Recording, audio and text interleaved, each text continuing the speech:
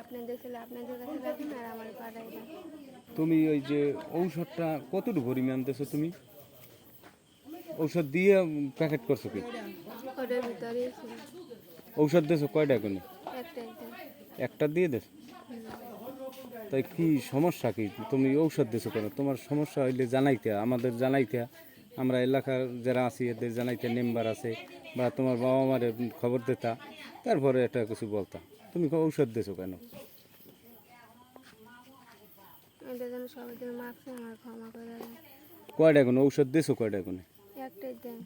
একটা দিয়ে দিছো?